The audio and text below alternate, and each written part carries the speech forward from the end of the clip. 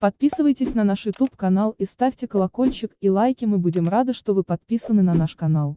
Бумажную салфетку, которой футболист Лионель Месси вытирал слезы на прощальной пресс-конференции, связанной с его уходом из Барселоны, захотели продать за $1 миллион. Объявление появилось на платформе Mercado Libre. Известно, что форвард сборной Аргентины расплакался перед началом прощального выступления, прошедшего в воскресенье, 8 августа, на стадионе Камп Ноу. Тогда его супруга Антонелла Рокку ЦЦО протянула ему одноразовую салфетку, которой он вытер слезы.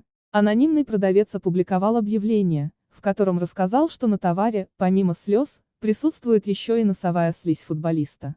Стоимость использованной салфетки составляет $1 миллион, 73,4 миллиона рублей.